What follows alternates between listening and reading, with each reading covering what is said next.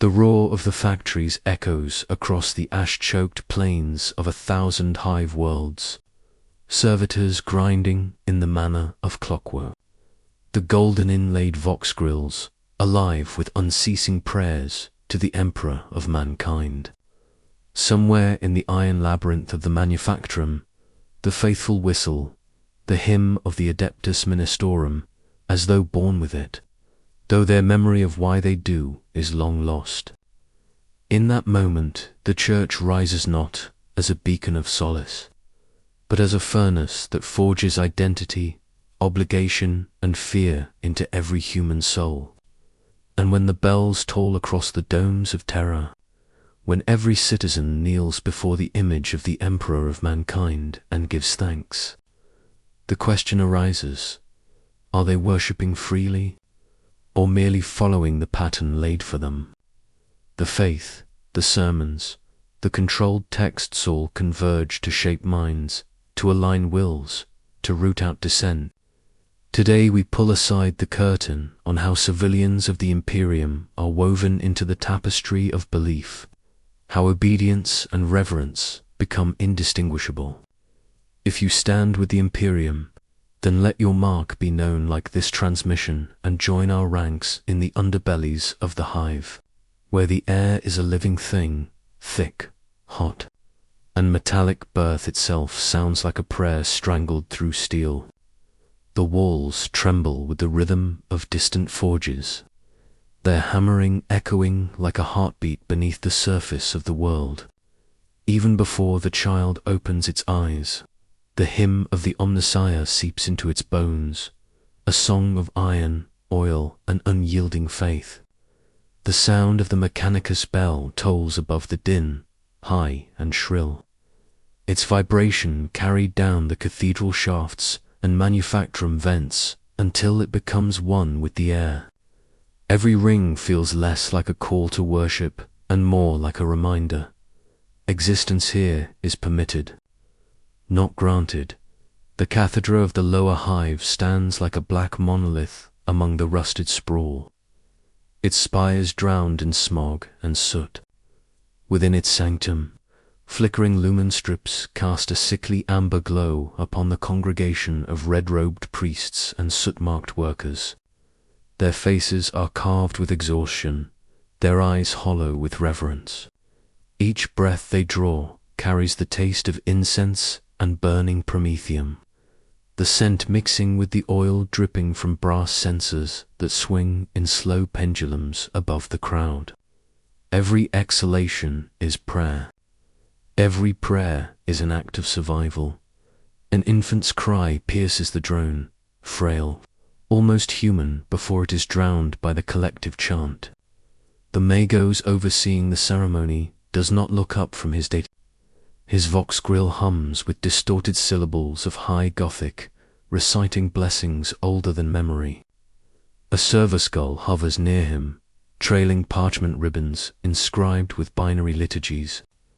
The attendants move in practiced sequence, dipping their gauntlet fingers into bowls where mechin oil and holy water swirl together like black and silver blood.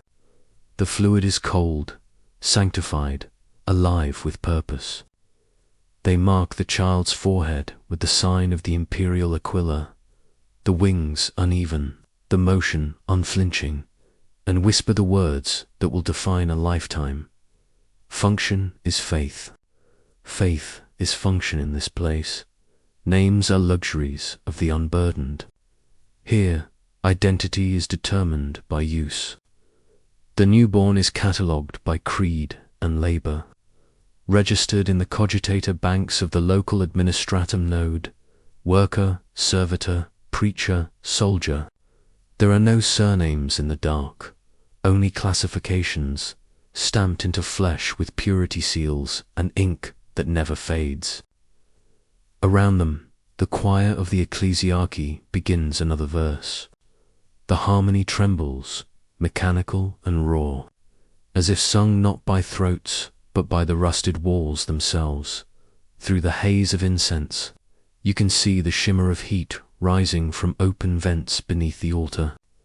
The machinery below roars, exhaling steam that coats the stone floor with condensation. It smells of metal, of burnt offerings, of sweat. Somewhere deeper in the hive, an engine coughs and dies, and the congregation does not flinch. Death is expected. Devotion is required. The priests there anointing, their movements steady, their eyes shining with the kind of certainty that can only exist where choice has long been extinguished. A lone acolyte hums beneath his breath, a low, monotone drone syncing with the rhythmic pulse of the manufactorum. It is said, in the whispered rumor of the lower levels, that the hive itself hums with prayer, that its pipes carry the memory of worship through every vein of iron and cable, and in that hum, faith becomes indistinguishable from noise. It's not believed, it's inhaled. The child lies swaddled in a coarse grey cloth, eyes wide and unblinking.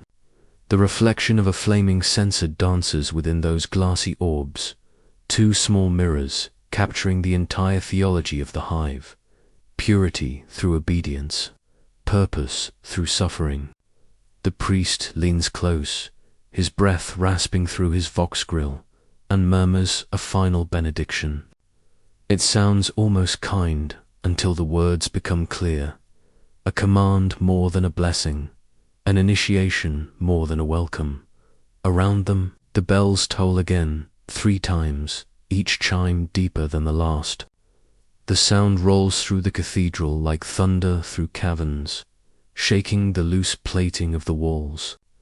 Outside, the hive resumes its eternal motion, servitors dragging chains of slag, conveyor belts groaning beneath unending labor, and high above, the faint silhouette of an Imperial Aquila carved into the smog, barely visible, as if the Emperor's gaze itself struggles to penetrate the filth.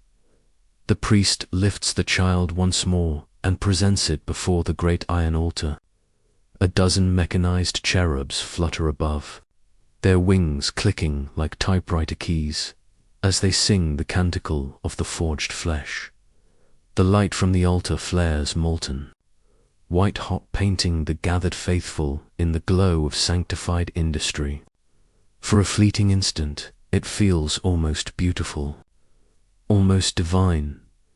Then the light fades, the hymn ends, and the only sound left is the endless mechanical heartbeat of the hive, steady, suffocating, eternal.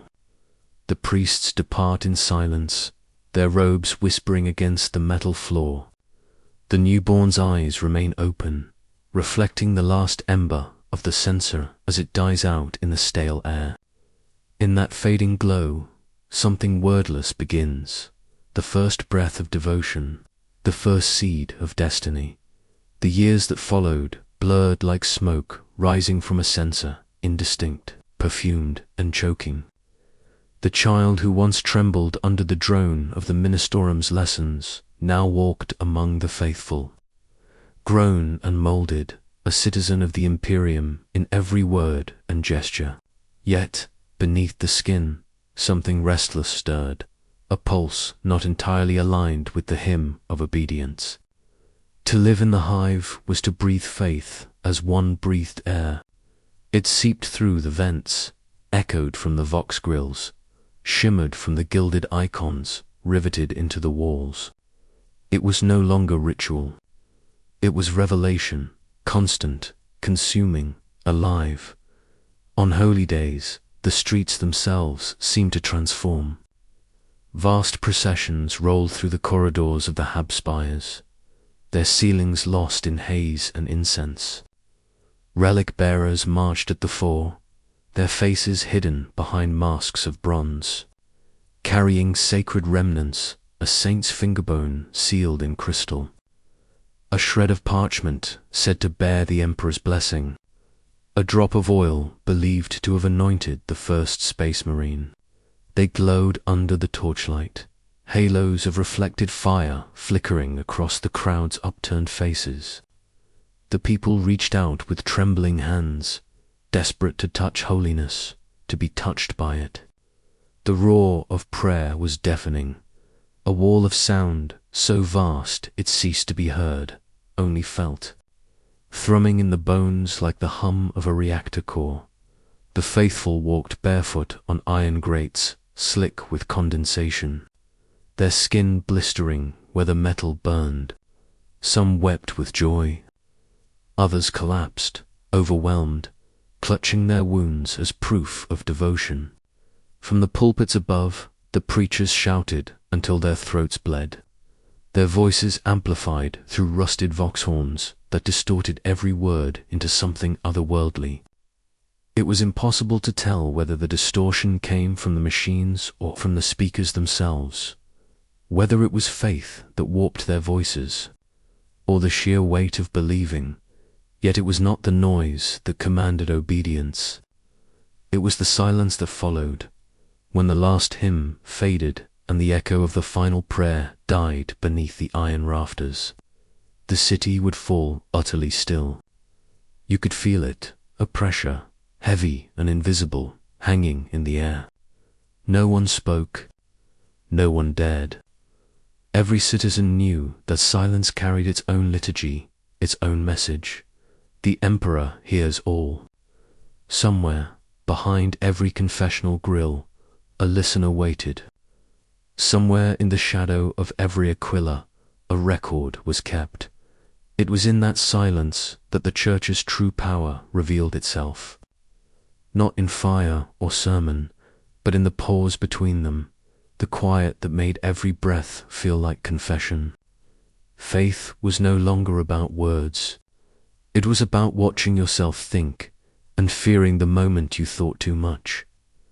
The citizen, no longer a child, not yet entirely human, felt that power most clearly during the procession of flame. Thousands gathered in the lower sanctum, the air thick with incense smoke and the oily temps of burning promethium. The light came not from lumen strips, but from the torches of penitents who walked ahead, their bare feet bleeding, their robes aflame at the edges.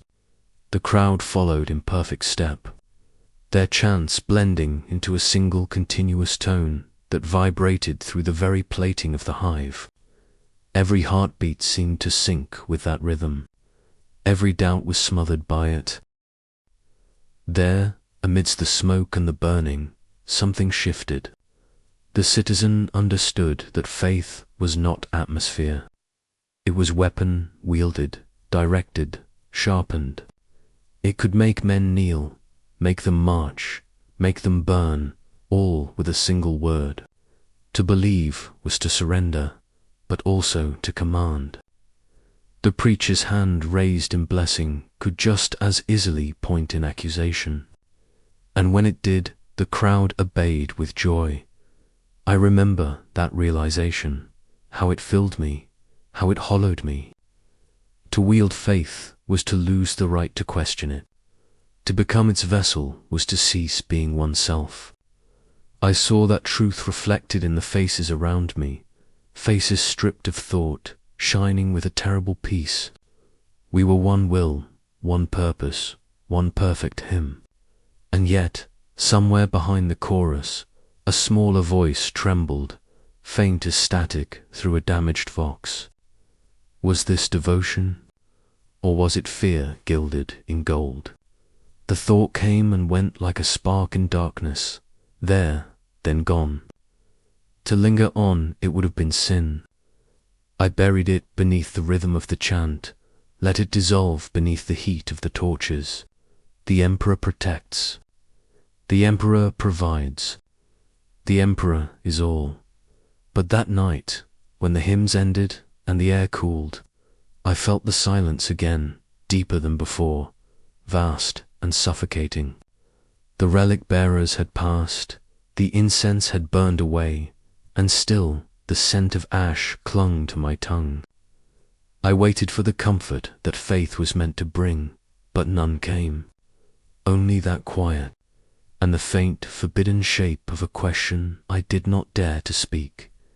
It flickered like a dying lumen, brief and fragile, and then nothing. The shift begins before the first lumen flickers awake. The hive does not rise, it stirs, groaning under its own weight. A beast of iron and devotion breathing in slow mechanical rhythm. The air smells of oil and burnt copper, of sweat ground into steel. Down in the manufacturing levels, the heat never fades. It only builds a furnace dream that never ends. The first sound is always the same, the low drone of the machines coming to life. A mechanical choir that drowns thought before it can take shape. Somewhere within that noise, a vox grill crackles, spitting out the first sermon of the day. The voice that speaks is not human. It is filtered through layers of distortion, fed through the static-laced lungs of a speaker older than memory. Work is worship. It hums, the words stretching, breaking, reforming, and worship is eternal. The workers answer not with speech, but with movement.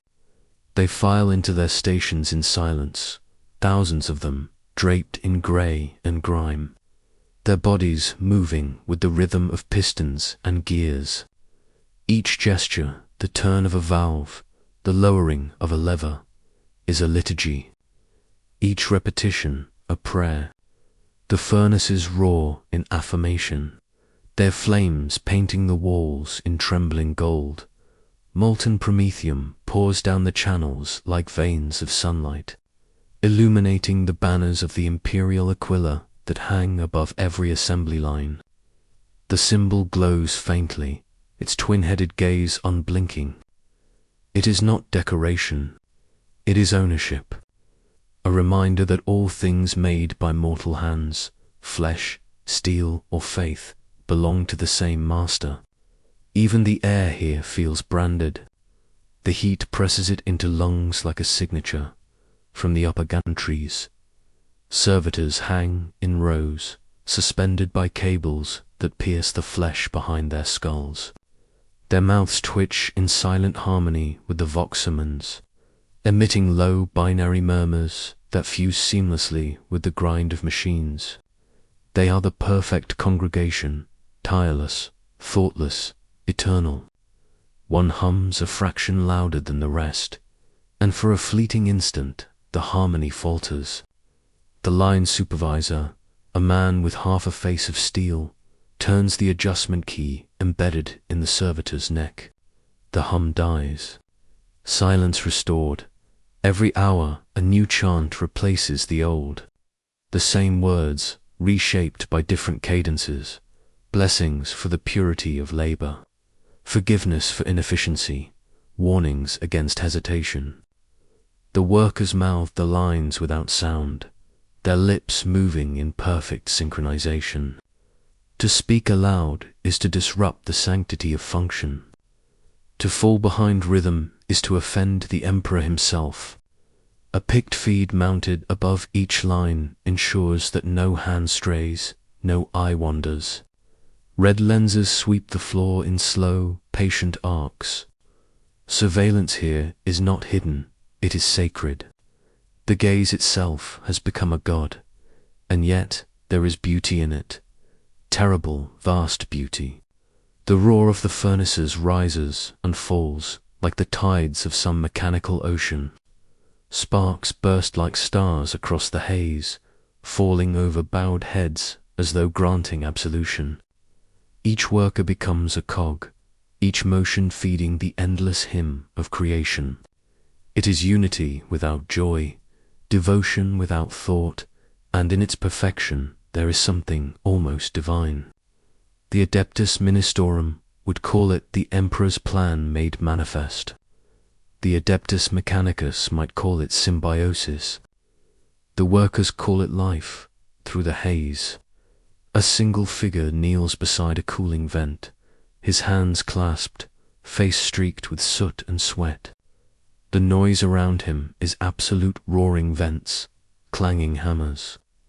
The distant shriek of steel on stone, and yet he prays.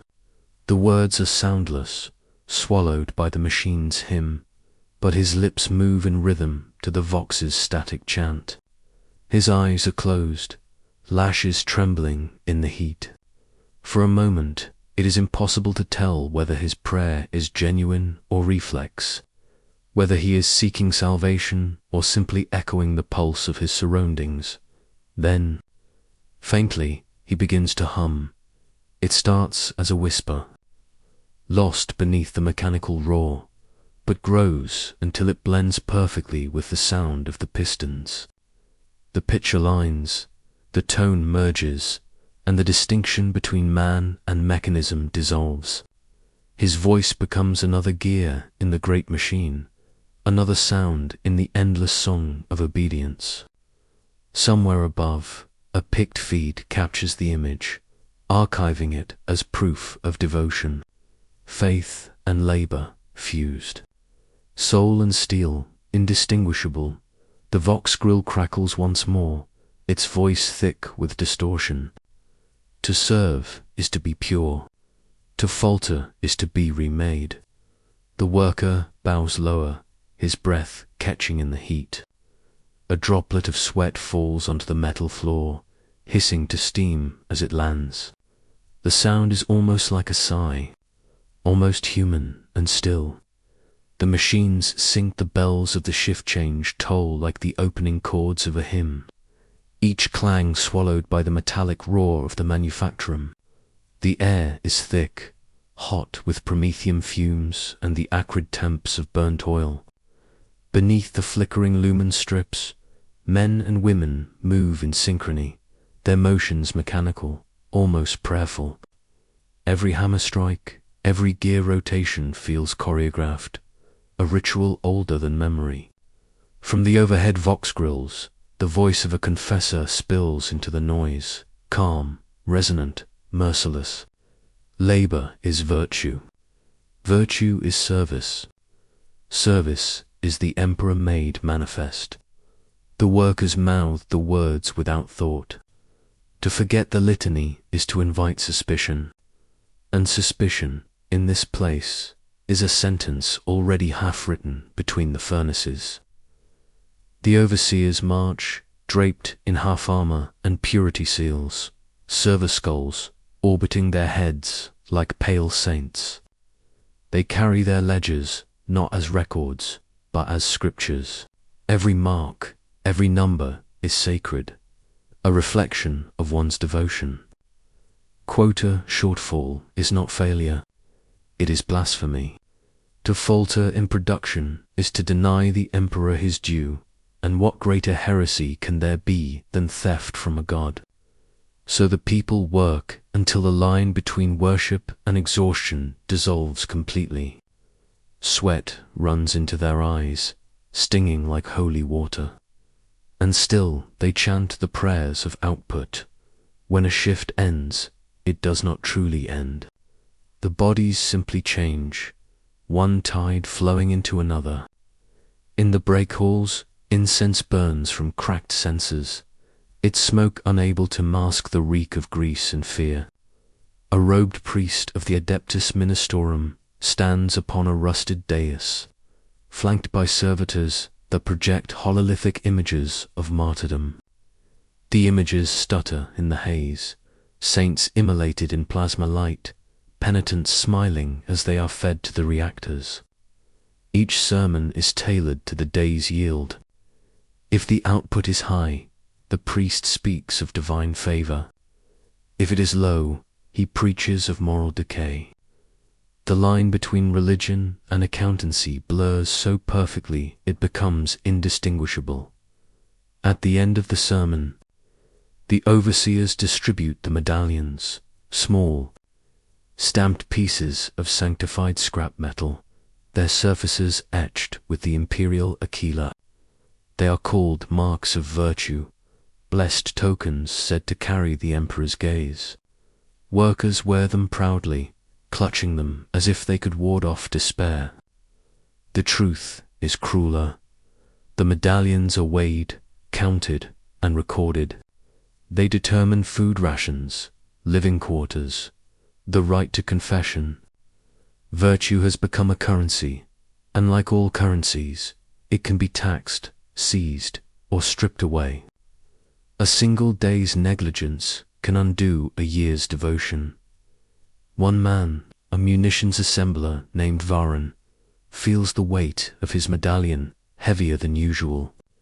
He earned it 3 shifts ago after repairing a jammed shell press without permission, an act the overseer called initiative and the confessor called zeal. Yet tonight, as he sits by the cooling vents, he wonders what it truly means. The medallion's edge digs into his palm. Its surface is cold, but beneath that metal it feels alive, like it's watching him back. He glances at the wall where a mural stretches from floor to ceiling, a depiction of Saint Drusilla smiling as she nails her own hand to a wheel in gratitude. The paint is cracked, flaking with age, but the eyes of the saint gleam wet in the dim light. The voxgrill hums again. To falter is treachery. To question is corruption. To serve is eternity. The message loops, woven into the background noise of the machinery, until even the rhythm of the presses seems to echo it. Varin feels it in his ribs, a steady, suffocating pulse. Somewhere nearby, a servitor malfunctions, letting out a static moan before its jaw locks tight again. No one looks up. Malfunctions are routine. So are disappearances. But something shifts inside him, small as a spark in a forge. For the first time, he wonders whether the Emperor truly demands this endless churning of flesh into fuel, this worship through exhaustion. The thought terrifies him. It feels like blasphemy even to think it. He glances around, expecting a picked lens to turn, an overseer to step from the shadows. Nothing, only the rhythm. Only the machine. He presses the medallion against his chest, whispering a prayer not from the liturgy, but from his own heart, unsure if the Emperor will hear it, or if he even listens anymore. The hum of the machinery answers him instead, deep and resonant, as if the manufactorum itself were alive. And for a fleeting moment, Varin cannot tell whether that sound is divine, or simply the echo of his own fear. From above, the hive looks like a hymn made of metal. Billions of lights pulse in unison, a living cathedral of industry stretching beyond sight. Every spire and furnace a verse in the same endless song. From the manufactorum roofs, steam rises like incense, carrying the scent of burnt promethium and mechanol devotion. The hum of the machinery never stops. It is the heartbeat of the Emperor's will. Down below, through layers of soot and sanctity, the people move like veins of flesh within a steel god, their chants rising through the ducts until the entire hive seems to breathe with one prayer. We serve the Emperor. It is a cage, yes, but a beautiful one. Each corridor, each rail, each slab of sacred alloy bears inscriptions in high Gothic, their letters filled with gold dust to shimmer faintly beneath lumen light. The walls whisper benedictions through embedded vox grills, their voices layered with static, turning every phrase into something half divine, half machine. Sleep is allowed in cycles, but even that is ritual. The resting halls are arranged like chapels, with cots placed beneath images of saints whose eyes have been wired with faint lumen bulbs. They watch the sleepers, and in that surveillance, the workers find comfort. To be seen is to be blessed. To be forgotten is to die in the dark. In the cycle's beginning, they wake to the chiming of prayer bells, their tones distorted through broken speakers. Before food or labor, there is the morning creed, a hymn played from a central tower, its origin long forgotten. The melody carries across the hive's layers, vibrating through pipes and metal, shaking the very walls. The people answer in kind, their voices merging with the drone until individual sound becomes indistinguishable. The distinction between human and machine fades again, and for a moment there is peace in that surrender. Varen stands among them, his head bowed, his body swaying with the rhythm of recitation. He has learned to time his breathing to the litany, his heart to the pulse of the generators.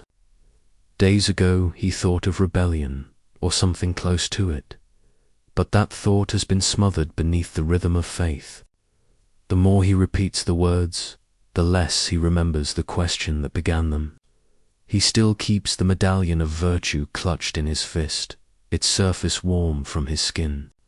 Sometimes, when the light hits it just right, it seems to shimmer as if alive, reflecting the glow of the Imperial Aquila carved into the far wall. Above him, picked feeds record the ceremony, hundreds of lenses blinking like insect eyes, each one relaying the scene to some distant watcher who may no longer exist. Yet the act of surveillance remains holy. The Church of the Hive has made the watchers eternal, whether human, servitor, or spirit of machine. A failure unseen is still a sin. A virtue unwitnessed, still a prayer. The faith of the Imperium does not need presence to enforce it. It has become a reflex, coded into the people-like instinct. When the hymn ends, the workers disperse in silence. Only the machines continue to sing. In the foundry halls, molten promethium pours through glass pipes like liquid gold, and sparks leap across the air like angels in miniature. The sound is overwhelming, 1,000 pistons hammering in rhythm, 1,000 voices whispering duty is devotion. Even the walls seem to tremble under the weight of their obedience. And through it all, Varen feels something growing in him, not defiance, but a strange kind of awe. For all its cruelty, there is beauty here, in the perfect unity of motion, in the shared fatigue, in the rhythm that binds all life together under one name. It is terrible, but it is also divine. Later, as the shift ends, Varen walks alone through the prayer tunnels, narrow corridors lined with holoshrines that flicker in and out of clarity. The images are half corrupted, saints without faces, martyrs speaking in static tongues, angels that dissolve into white noise. He stops before one and kneels. The hologram wavers, its light washing over his face in cold pulses. "We serve the Emperor," the shrine murmurs. "We serve the Emperor," over and over, like breathing. For a long time, he listens. The words become soft, almost human. Then, just for an instant, the vox stutters. The chant falters, and silence rushes in, vast and clean. It feels almost like thought. The chapel's air was thick enough to taste, incense and heat blending into a haze that clung to the lungs like memory. Hundreds knelt beneath the cracked mosaics of the Emperor's triumph, their backs curved, their breaths synchronized to the rhythm of the hymn echoing through the stone vaults. The vox grills hidden among the pillars sang in a metallic chorus, their static hum turning words of faith into something colder, sharper. In that endless ocean of voices, there was no individual sound, no self, only the machinery of worship grinding forward. Yet somewhere, between the lines of the litany of duty, a single note trembled off dash key. It was a small thing, a hesitation, a stutter of breath where none should have been, but within the chapel of the 100 saints, even silence had weight. The sound rippled outward, subtle as a draft in the incense fog. A few heads turned, eyes darting just enough to betray the instinct of curiosity before discipline reasserted itself. Curiosity was a sin. Curiosity was the first step toward doubt. Still, someone had faltered. And in the hive, faltering was noticed. When the hymn ended, The workers rose in perfect unity, their boots clicking against the floor in a sound too precise to be human. The sermons began immediately, a droning voice from the pulpit, filtered through broken amplifiers so that every syllable seemed to crack with divine authority. Faith is the architecture of obedience, the preacher intoned, his figure lost behind veils of smoke. Doubt is decay. Those who question the emperor question existence itself. The crowd repeated the words like breath, rote, instinctive, empty of meaning yet full of power. Varen stood among them again. He repeated the lines, his voice steady. His eyes never left the ground. But somewhere behind the noise, a thought had begun to move, something faint and formless, like a shadow sliding beneath oil. He didn't know why it had come or when it had begun, only that lately the sermons sounded different. The words no longer soothed. They pressed against his ears like static, demanding belief where once they had inspired it. After the service, the faithful dispersed into the hive's arteries. Hallways lined with devotional murals stretched endlessly, the walls slick with condensation from overworked filters. The air tasted faintly of ozone and ash. It was in these corridors, where the hymns faded and the noise of machinery replaced them, that whispers survived. Words not found in scripture. Questions spoken only once and never repeated. He heard one now. A voice low, female, half swallowed by the hum of an active conduit. They say the vox priests record everything, she murmured. Varen turned his head slightly, enough to see her shape reflected in a grime-smeared panel. A worker like himself, face hidden beneath a rebreather, posture too tense to be casual. Even our prayers.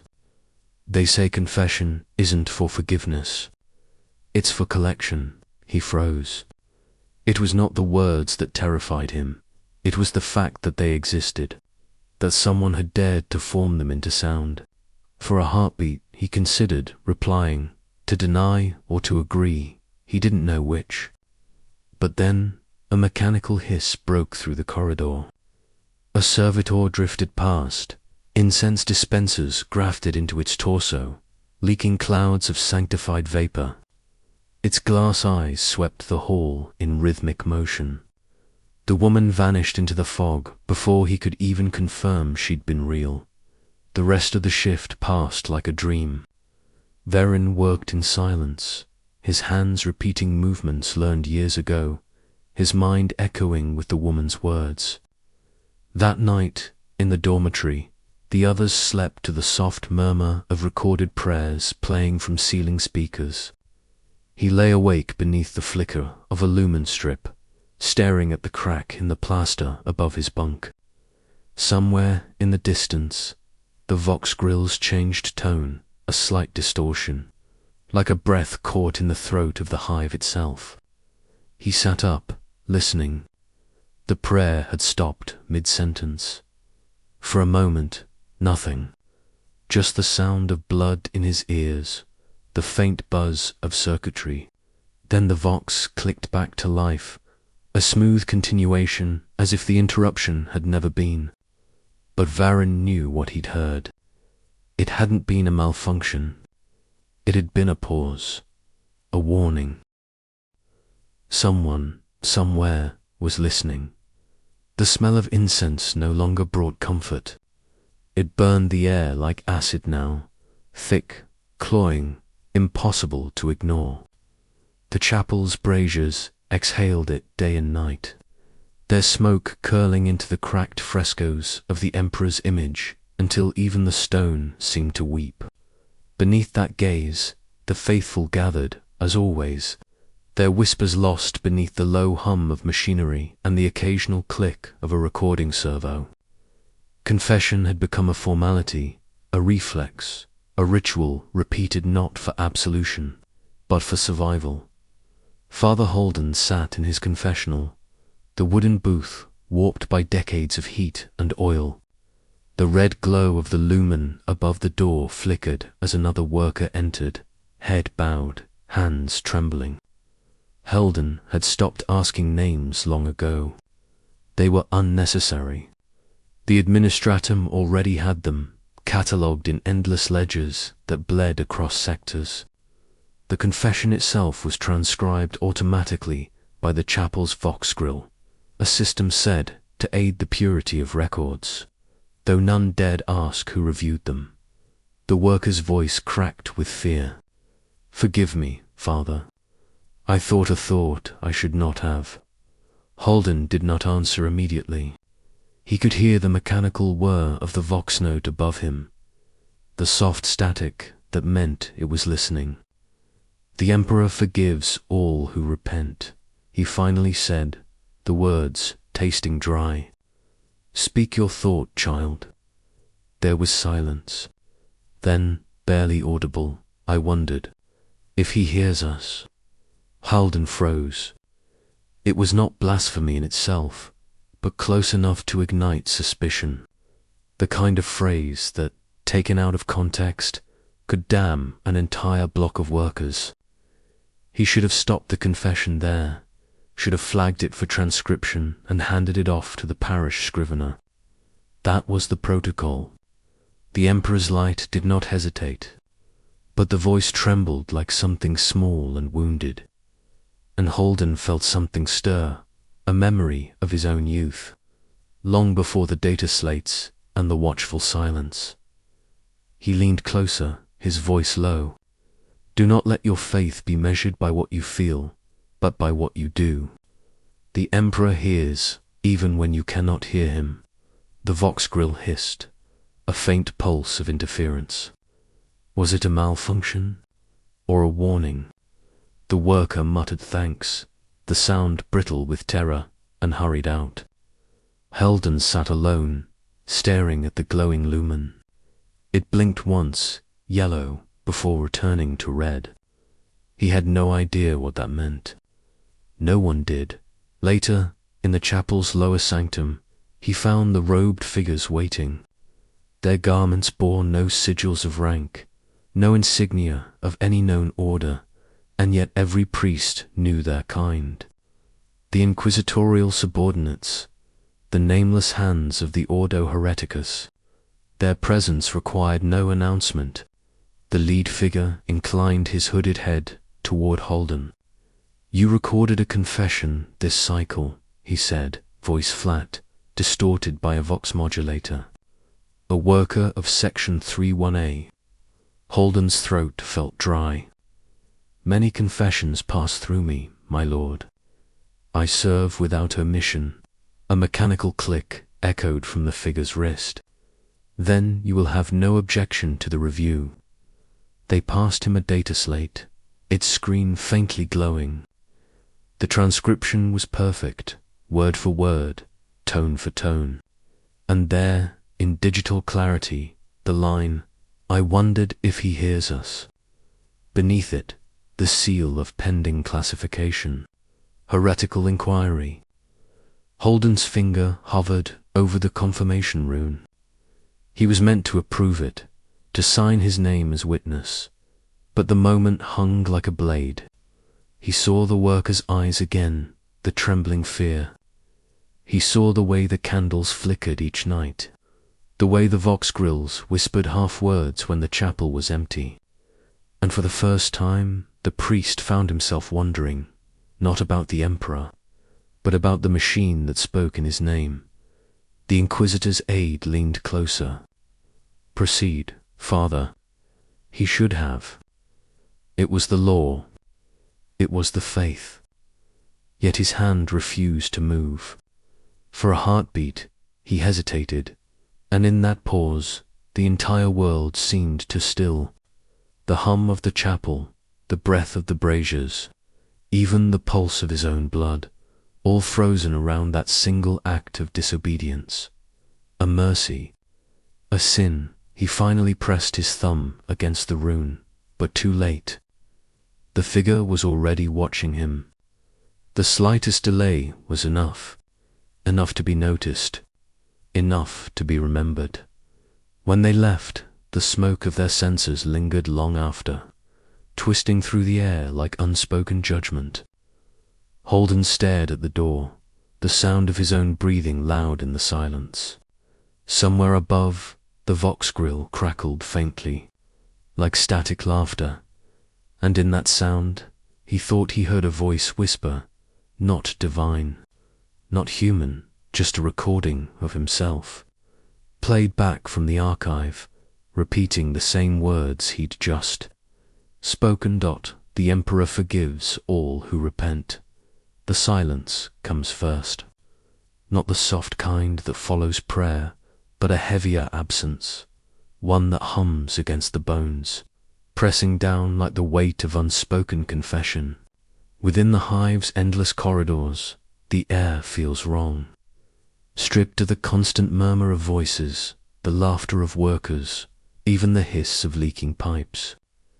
It is as though the city itself has drawn breath and refused to let it go. The faint glow of lumen strips flickers over the rows of empty bunks, sheets still marked by the shape of those who will not return. Their names have already been removed from the manufacturing roster, replaced by new identifiers as if they never existed. The clerks who make these changes work in silence too, their faces blank, their fingers trembling just enough to betray the truth. They remember, and that is the most dangerous thing of all. The Inquisition never announces its work. It doesn't need to. Its proof is found in the gaps it leaves behind. A conversation unfinished, a worker's tool still hanging on the rack, a chapel pew that remains empty long after curfew. The disappearance becomes a sermon in itself, an unspoken warning woven into the rhythm of daily life. You learn to step carefully, to lower your voice, to let your thoughts die before they can take shape. There are no screams here, no visible executions, just the slow, deliberate erasure of those who once hesitated to kneel in the canteen. The sound of spoons against tin bowls echoes too clearly. Eyes never meet. Every prayer is louder now, almost desperate, as though faith can be proven through volume alone.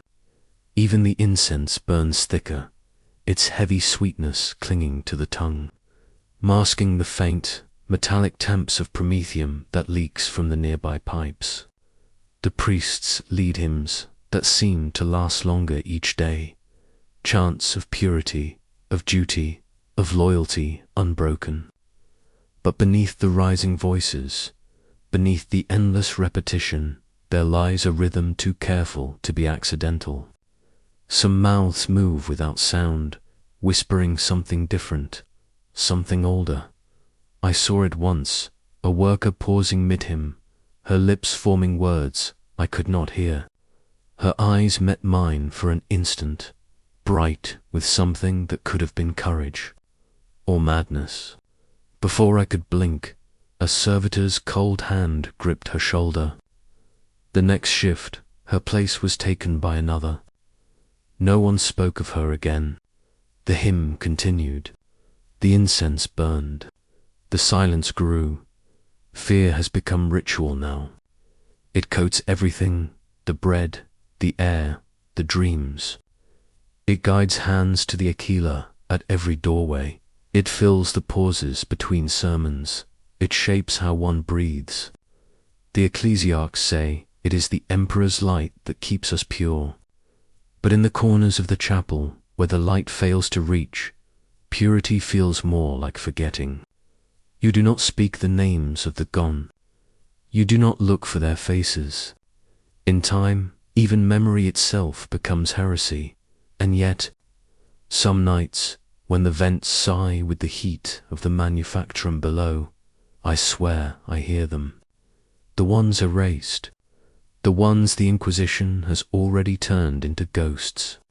Their voices drift between the ducts, too faint to be real, murmuring words I cannot make out. Not rebellion, not blasphemy, just fragments of something human. a laugh, a prayer that wasn't approved, a thought too small to die properly. They say forgetting is faith, that to doubt is to invite ruin. But what if the act of remembering quietly, without words, is also a form of worship? Perhaps heresy is not found in what is said, but in what endures despite silence. I wonder if those who came before us believed the same in those lost ages before the Imperium's endless night. Or maybe that's the danger, wondering at all now. When I walk the corridors, I see the purity seals fluttering on every door like bloodless banners. I hear the hiss of the vox grill before the sermon begins, a reminder that someone always listens, always watches. And still, beneath the chant, I feel it, the pulse of something alive, something forbidden, a thought that refuses to die, hidden beneath layers of incense and obedience. When the hymn rises again, perfect and unified, I close my eyes. I mouth the words, but my mind drifts somewhere else, to the faces that no longer exist, to the echoes that never fade. And in that secret moment, between breath and silence, I feel the faint warmth of defiance. Not loud, not reckless, just human. Deep beneath the chapel, past the rusted grates and forgotten vents, a single lumen flickers. It burns weakly against the dark, untouched by the ash that coats everything around it, and for now, that small light still lives. From orbit, the planet looks like a wound that never healed, a bruise of grey and gold spreading across its surface, where the scars of manufactoria meet the gleam of sanctified spires. But from the ground, the scale of the ecclesiarchy's ambition becomes almost unbearable. The cathedrals do not rise from the cities. They consume them. Their roots stretch through layers of ferrocrete and bone, drinking the sweat of billions. Their towers reach past the clouds, their uppermost spires shimmering faintly with the reflection of orbiting vessels. They are not structures so much as proclamations, sermons carved into the skin of a world. The first time I saw the Basilica of St. Enoch, I mistook its outer walls for a mountain range. Entire hives had been mined to provide the ore for its construction. Thousands of servitors still move along its outer buttresses, their mechanical limbs hissing like the breath of titans, endlessly scrubbing soot from stone that will never truly be clean. Within, the air hums with the vibration of the faithful, not individual voices, but a single living current of sound, transmitted through hidden vox relays that link cathedral to cathedral, system to system, each tuned to the steady rhythm of the Astronomican's psychic pulse.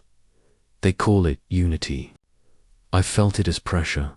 Every surface glitters with iconography, golden aquillas layered over mosaics of saints, whose eyes follow from every angle. The scent of incense is thick enough to taste bitter with burnt myrrh and machine oil, a mix so potent it leaves the tongue numb. Pilgrims shuffle on their knees through corridors of black marble inlaid with ossified bone. Some never rise again. They die there, quietly, their bodies carried away before the next procession arrives. The priests call it holy attrition. The administratum calls it proof of devotion.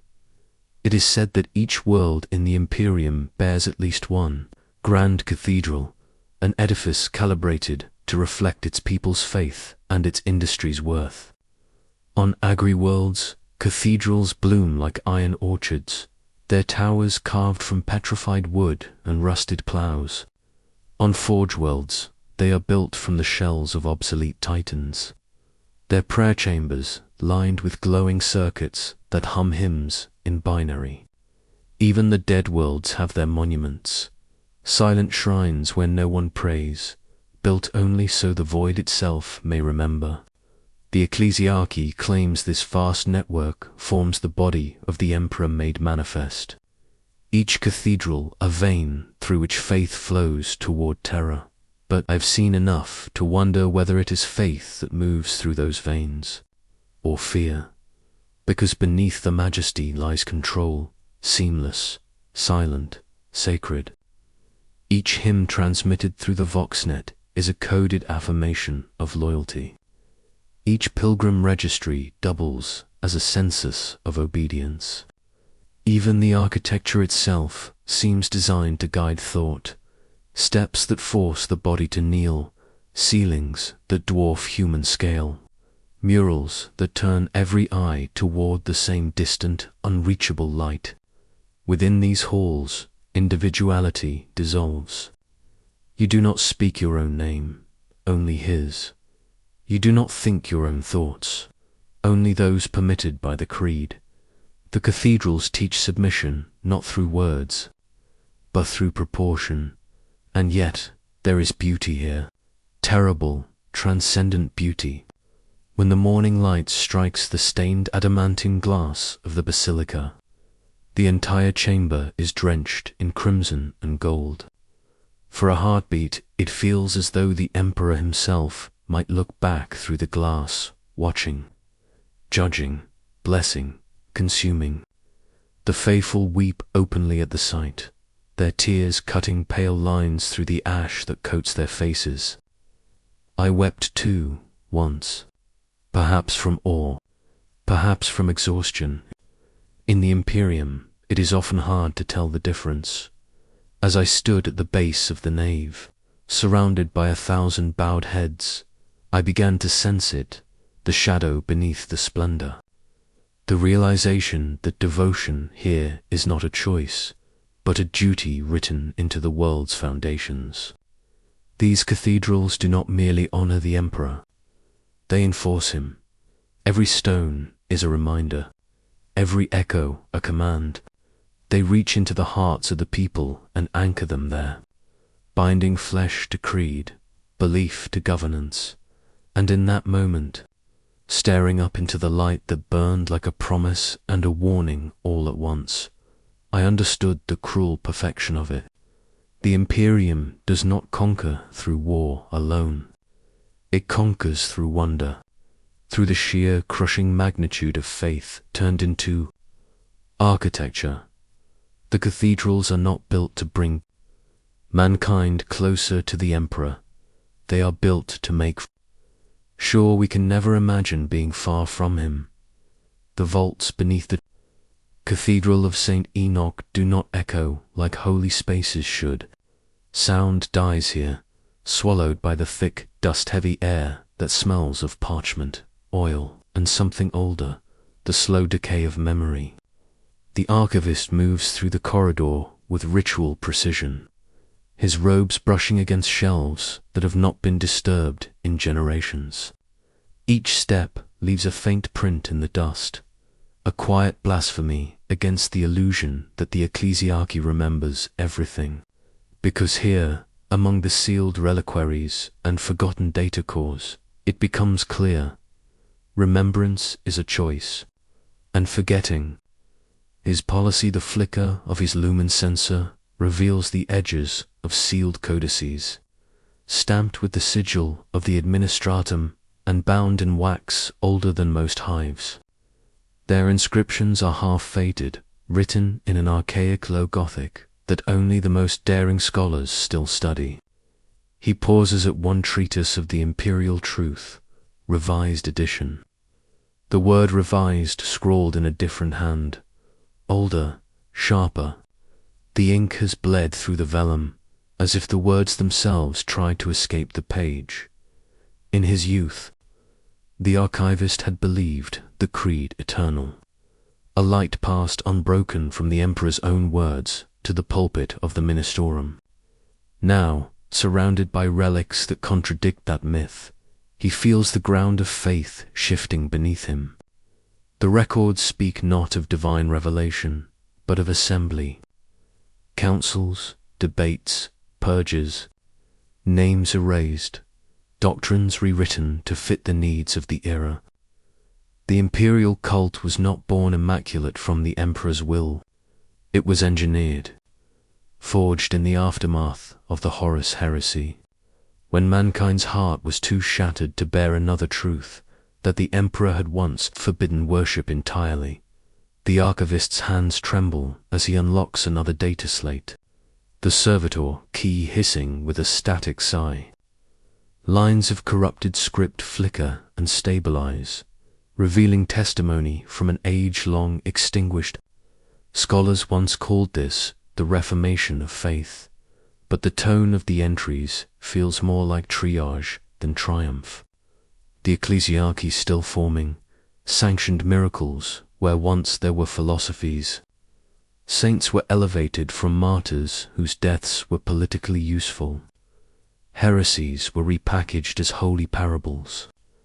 The imperial creed became the great bandage over humanity's psychic wound, not to heal it, but to stop it from bleeding long enough for civilization to survive. He reads of the Schola Progenium's founding, its purpose described in careful euphemism, to shape devotion from infancy. Of the first cathedral worlds, their designs taken not from divine inspiration, but from ancient Terran megachurches rediscovered among the ruins of old Earth, even the structure of sermons, the gestures of benediction, the verses sung in the high Gothic liturgies, all meticulously designed, codified, standardized. Faith was mass-produced, refined for endurance, not enlightenment. And yet, it worked. Billions found meaning in that engineered divinity. Entire generations rose and fell beneath the golden gaze of the imperial Aquila, their lives bound to the promise of salvation through duty. The lie gave them structure. The illusion held the Imperium together when nothing else could. For a moment, he wonders if that is blasphemy or wisdom. Perhaps all civilizations are built upon ruins, their beauty the mask of what they had to destroy to exist. He closes his eyes and hears the faint hum of the vox relays above, transmitting sermons to the hives above. Glory to the Emperor. He is eternal. His word is perfect. The same chant that has echoed for 10,000 years. He feels its rhythm in his chest, as steady as a heartbeat. For a moment, he envies those who believe without question. They sleep easier. They die cleaner as the lumen sputters. Shadows crawl across the stone like script unwritten. He returns the data slate to its slot and seals it with a practiced motion. The wax melts beneath the iron stamp of the double-headed eagle, sealing the truth back into silence. Around him, the vault hums softly with the exhalation of ancient machine spirits, their worry almost reverent. He straightens his robes, his expression neutral, his hands steady once more. The faith will endure. It always does. He extinguishes the light, and in that act, small, deliberate, absolute, history itself closes its eyes again. From orbit, the Imperium is a wound of light stitched across the black. The void hums against the hull, a silence so immense it feels alive, and below, there it lies, a billion points of gold and fire, each one a world burning with devotion and decay in equal measure. From this distance, it looks pure, serene, a cathedral of suns circling an unseen God. Yet I know better. I have seen the underbellies of hive cities where devotion smells like blood and incense mixed, where hymns are screamed through cracked vox grills, as if trying to drown out the sound of something older stirring beneath the metal. And still they believe. It is faith that keeps the engines turning. Faith that keeps the manufactoria breathing, the soldiers marching, the preachers howling into the dust. Faith that binds this vast machine of flesh and iron. though it binds like chains. The beauty of it is undeniable. Even as I walk through the cold-lit corridors of the observation deck, I can feel that beauty pressing down like the weight of gravity itself. Somewhere in the echoing distance, a choir begins the canticle of the throne, and their voices, frail, human, imperfect, rise like sparks toward that unseen flame. They call it the Emperor's light, the beacon that cuts through the warp's endless madness. But as I stare through the viewport at the shimmering lattice of the galaxy, I cannot help but wonder, is that light salvation, or the afterglow of a dying fire? The thought feels blasphemous, even to think. Yet, in the reflection against the glass, I see my own eyes tremble, and for an instant, they are not my eyes at all, but the hollow gaze of a saint carved in marble, lifeless, eternal, unyielding dot down on the surface. Pilgrims gather beneath banners painted in gold leaf and blood. The air is thick with smoke and the tang of promethium lamps burning in long processions. A woman kneels in the dust, her hands trembling as she presses her forehead to the cracked stones of a shrine wall. Around her, the faithful chant in waves, each voice merging into the next until individuality itself dissolves. From a distance, it sounds like one immense heart beating in rhythm with the empire itself. I find myself listening, not with reverence, but with awe, to create unity so absolute, even if born of fear. Is that not, in its own way, divine? The candles flicker as wind cuts through the open plaza. Shadows waver across their faces, twisting the devout into something half angelic, half consumed. Children hold small paper aquilers above their heads, their edges glowing with soft firelight. They do not yet know what awaits them. The press gangs, the wars, the unending service, but their eyes shine with the kind of purity that the Imperium demands, but never rewards. The priests say such innocence pleases the Emperor. I wonder if it merely feeds him.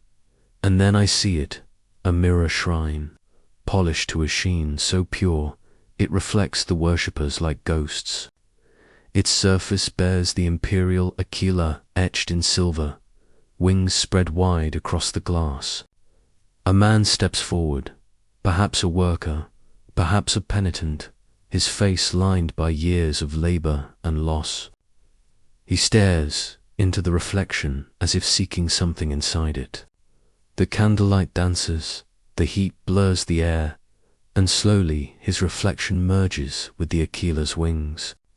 The symbol and the man become one, indistinguishable, as though his very soul has been consumed by the image he adores. For a moment I forget to breathe, because it is beautiful and horrifying. Perhaps this is the Imperium's greatest triumph, not its fleets, nor its armies, nor its endless empire of worlds, but its ability to make people love the chains that bind them, to see their reflection in the firelight and call it holy, to believe that servitude is salvation and that sacrifice is joy. The paradox burns within me like a prayer half spoken, half dash forbidden. The wind carries the faint scent of incense and oil, and the chanting swells again. The pilgrims bow lower, faces touching the ground, voices trembling with devotion. I watch as the light plays over them, the reflection of the flames dancing in their tears. They are countless, nameless, unending, and in them I see the Imperium itself, terrible, beautiful, eternal. And as the last candle flickers, the shrine's polished surface holds one final image, my own reflection haloed by the Aquila's wings. For the briefest instant, I cannot tell where my face ends, and the Emperor's begins. The flame shivers. The world holds its breath. The void has no sound. Only the pulse of the ship's reactors thrums through its hull, a slow iron heartbeat against the endless black. Out here, between the stars, even light feels hesitant. It crawls. It bleeds across the dark, like an old wound that never closes. The fleet is silent, save for the hum of the Geller fields and the murmur of distant Vox traffic prayers encoded into static. Liturgies stretched thin across impossible distances. These transmissions are the Imperium's lifeblood, a chorus of faith hurled into the void in defiance of eternity. But lately, their tone has changed. At first, it was subtle, a modulation, a pause, a syllable mispronounced in the canticle of the throne. Then came the interference, the whispers buried beneath sanctioned frequencies. Pilots reported hearing fragments of old crusade hymns that no archive lists. Astropaths trembled, mid-chant, their eyes rolling back as if they heard voices older than the stars themselves. And through it all, the ecclesiarchy insists the Astronomicon burns as strong as ever, its divine signal But I have listened to the channels myself. There is something else moving beneath the waves of the void. Something patient, something remembering. They say faith is the one sound the galaxy cannot silence. Yet, in the stillness between worlds, that faith sometimes echoes back, distorted, like a choir singing to an empty cathedral and hearing a stranger's voice join in. The adepts call it data corruption, vox lag, or psychic interference from the warp.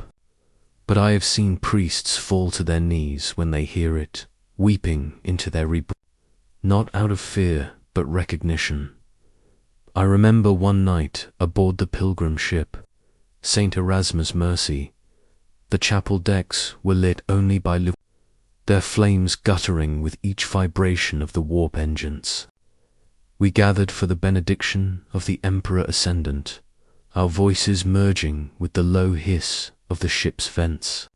As the choir reached the final verse, the Vox choir joined from the adjoining decks, but their tone was wrong. Not false, not broken. Older, the melody carried words no longer sanctioned. Syllables I had seen once in a forbidden archive, labeled only Age of Apostasy, do not recite. The senior confessor severed the transmission instantly, his server skull burning the Vox scroll in midair. He told us the Emperor tests our vigilance, yet his hands shook long after the flames died. Rumors travel faster than light in the Imperium. Some claim the signal was a fragment from the Great Crusade, an echo from the age when the Emperor walked among men, not yet bound to the throne. Others say it was a warning, a voice from Terra's vaults accidentally loosed into the stars. But there are darker interpretations whispered only among the inquisitorial ordo, that the Astronomicon is not a beacon, but a cage. That something within it dreams. That the signal is not all his. The ecclesiarchy would burn worlds to silence such blasphemy, yet the doubt persists. I have seen it in the eyes of cardinals as they recite the litanies of radiance, that flicker, that fracture, the split second where the words taste wrong in their mouths. Why did the Emperor deny divinity only to become divine? Why was his silence sanctified instead of mourned? None dare speak it aloud, but the question festers beneath the hymns. An infection of thought spreading through the most devout minds. Even the Mechanicus feel it. Their data prayers to the Omnisire, returning corrupted. Code strings rearranged into verses that no machine could generate. On Mars, rumor holds, Amargos was executed for claiming that a signal beyond the Astronomicon was answering their hymns in perfect binary. His body was recycled, his name erased, but the whisper remained. There is more than one voice in the void. Last rotation. while inspecting relic transmissions for the Scholar Progenium archives. I intercepted a low-frequency hymn from the Segmentum Solar. It began, as all others do, praise, flame, devotion, but halfway through, the tone shifted, the harmony faltered, the words twisted. For a moment, every lumen on the deck dimmed. The sound became almost human, weary, pained, like someone remembering through static. And just before the Vox scribe purged the channel, one phrase cut through clear as a bell. He is not asleep. He is becoming. The file was sealed, erased from record.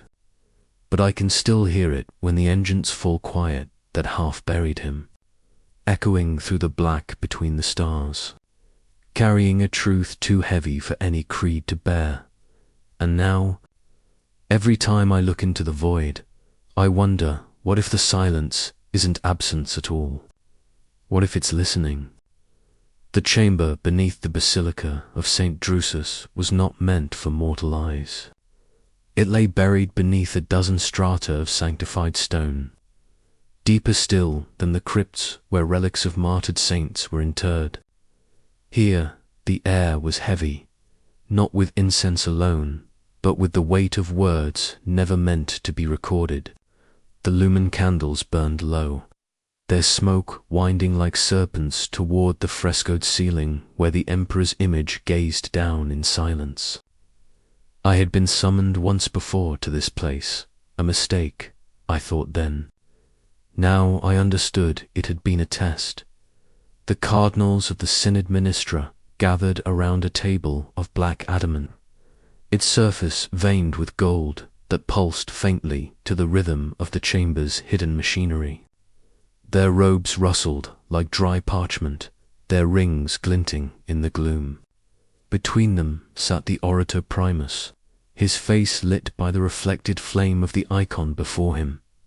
The Imperial Aquila, wings spread in judgment. He spoke not in words of devotion, but in calculations of control. Faith, he said, is not belief. It is structure. It is survival. And as he spoke, I realized that here, in the heart of the ecclesiarchy, faith was treated not as a miracle, but as a weapon to be calibrated. They spoke of worlds drifting from compliance, of planets where shrines no longer echoed the litanies of dawn, where the faithful murmured doubts beneath their breath. For each deviation there was a response, a tightening of doctrine, a cleansing flame. One cardinal recounted the fate of Gathus Prime, a world erased not by chaos, but by decree. Its inhabitants had refused to bow during the day of penance. Orbital bombardment silenced them within the hour. Now their ashes served as pigment in the frescoes of the ecclesiarchy's triumph. Their defiance had been rewritten as devotion, their extermination recorded as sanctification. The scent of burning oil clung to the chamber. Somewhere deep in the walls, I could hear the thrum of servitors cycling voxed recordings, archiving the words even as they were spoken. The orator's voice lowered, resonating like a sermon turned confession. The Emperor is a flame, he said, and flame does not ask to be worshipped. It burns because it must. The others murmured agreement, but their tone was uneasy, like men agreeing to a truth they dared not understand. Was it possible, I wondered, that even they no longer believed what they enforced? One of them, an old prelate with augmetic eyes that clicked softly as they focused, turned toward me. Archivist, he said, you have seen the records of the Great Crusade, have you not? I nodded, though my throat had gone dry. Tell me, he continued, in those archives, did he ever call himself a god?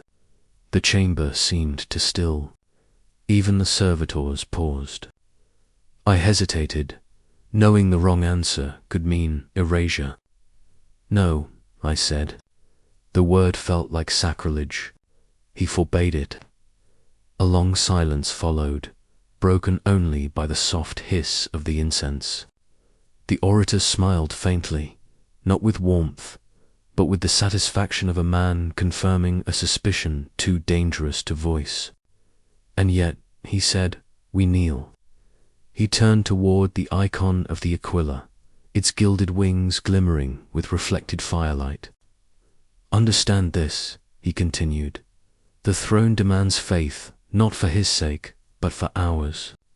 The masses must see divinity, else they will see nothing at all. The emperor's silence has become his voice, and we are its echo." His hand trembled slightly as he traced the symbol of the Aquila across his chest. "It is a cruel necessity. To sustain the Imperium, truth must burn." In that moment, I saw it clearly, the machine behind the veil. The ecclesiarchy's rituals, its shrines, its endless sermons were not the expression of faith, but its containment. They had built a lattice of obedience so vast that even the stars seemed bound by it. And in the heart of that lattice sat not the emperor's will, but the fear of his absence. Later, as I walked the basilica's upper halls, I could still hear their voices echoing through the stone, not in prayer, but in justification. Outside, the night over Terra was black, unbroken by the light of stars drowned in the Astronomican's glare. The wind carried the scent of burning promethium from the manufactoria below, a smell indistinguishable, now from sanctity itself. And as I gazed upon the colossal statue of the emperor above the basilicas, gates, arms outstretched, face serene in marble perfection, I wondered what he would see if he could still open his eyes. Would he recognize what had been built in his name? Would he call it faith? Or would he see only fire? The question lingered like smoke in the lungs, impossible to exhale.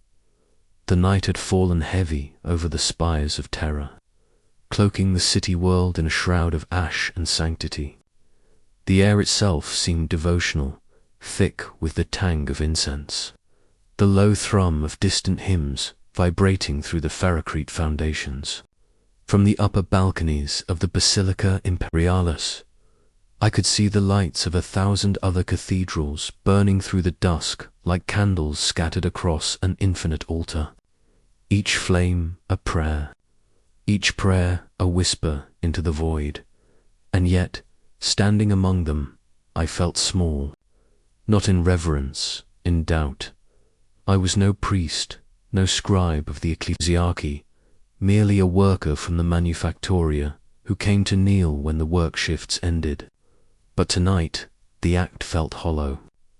The hymn that rose from the vox relais above was the same one I'd heard since childhood, each syllable ground smooth by repetition, each verse echoing through generations that no longer remembered its meaning.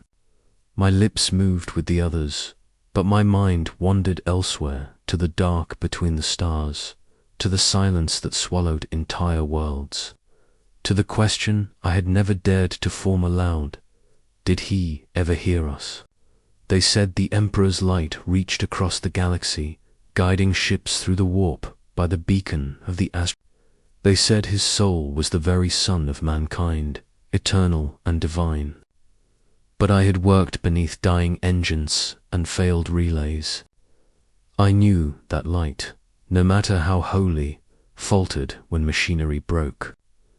What if the Astronomicon was not will but mechanism? What if its light endured not because of faith, but despite it? A dangerous thought. Heresy even whispered. Yet the thought came anyway, unbidden like breath. The basilica loomed above me, its domes glimmering with the reflected glow of distant orbital fires.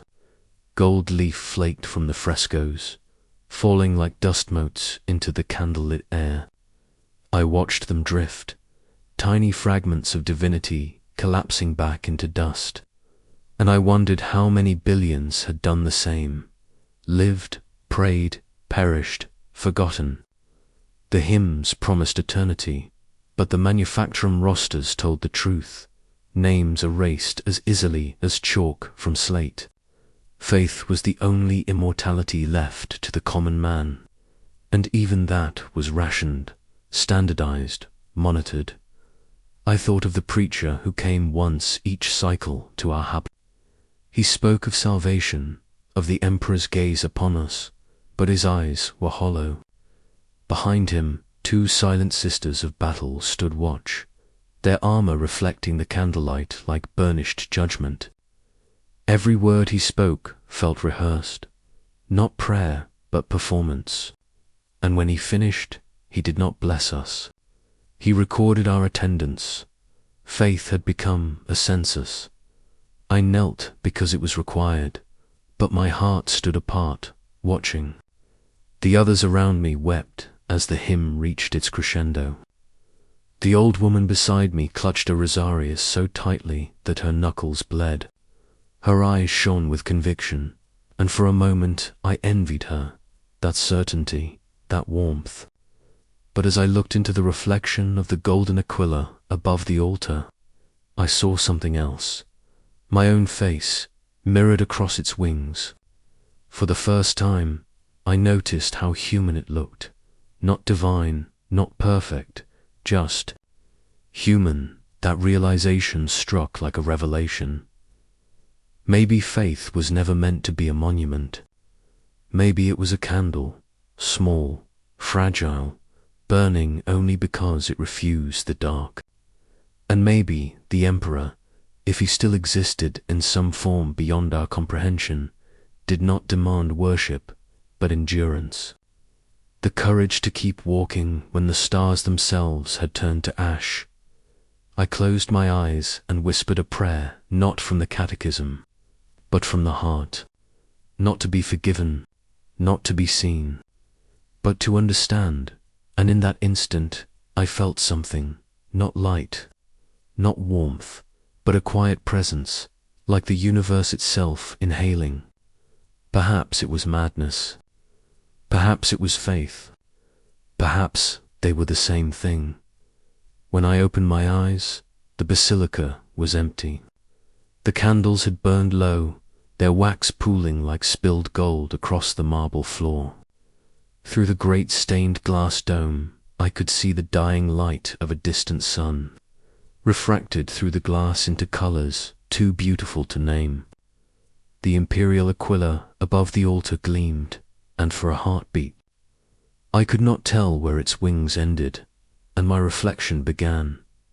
The hymn began again, the same words, the same melody, eternal and unbroken. Yet to my ears, it no longer sounded like obedience. It sounded like defiance, and as the last candle guttered out, the darkness did not feel like the end of faith, only its beginning.